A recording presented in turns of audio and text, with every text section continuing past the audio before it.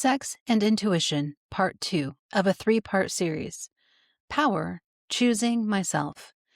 This is the second essay in a 3-part series exploring the relationship between sex and intuition.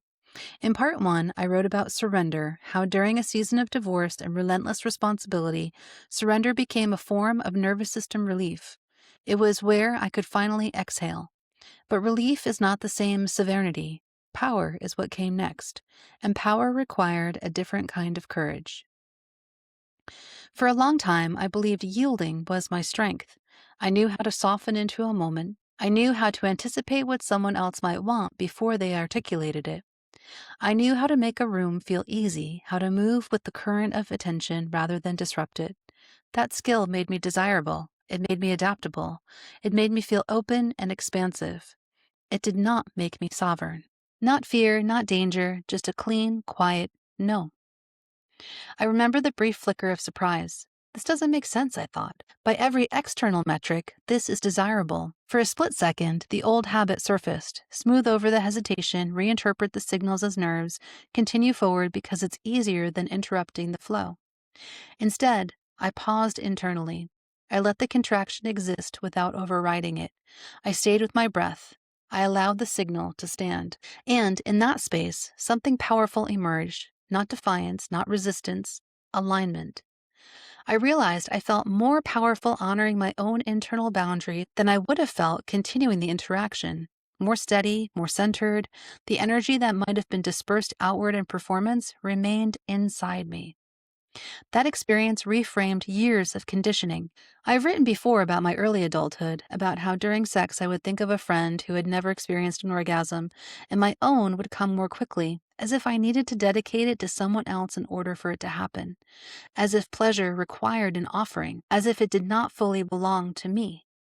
Later, in party settings, I began noticing a similar pattern. My orgasms were real, but they were often outward-facing. They felt performative in the sense that they were shaped by the energy of partners or even onlookers.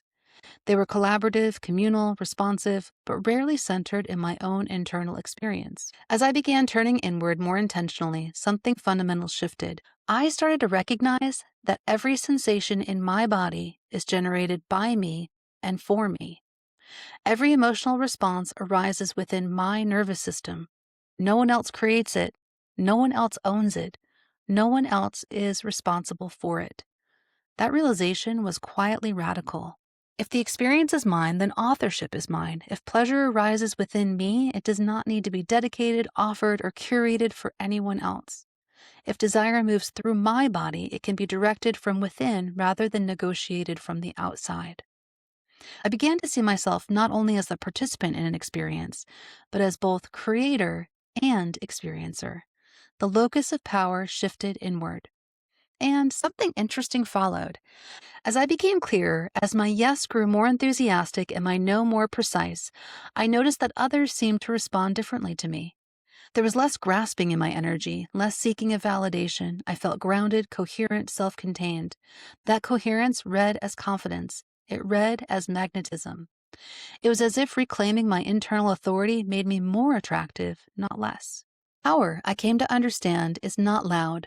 It does not require dominance or control. It is the steady commitment to prioritize your internal signal over external momentum. It is the willingness to disappoint someone rather than abandon yourself. It is the decision to stay connected to your own desire even when the room is leaning in another direction. That night at the party, walking away from a man who would once have easily captivated me, I felt an unfamiliar steadiness. There was no regret, no sense of loss, only alignment. From that alignment, surrender transformed. Because once I knew I could stop, redirect, or initiate at will, surrender was no longer relief from responsibility. It became an intentional act rooted in choice. When power and surrender coexist, something else begins to emerge. Something neither rigid nor passive, neither performative nor defensive. In the final essay of this series, I'll explore that space and the way I have learned to practice it. It feels less like control and more like coherence, and it has changed the way I experience intimacy entirely. If you are navigating your own threshold, learning to distinguish between habit and alignment, between performance and authorship, this is the work I hold space for as a transition doula.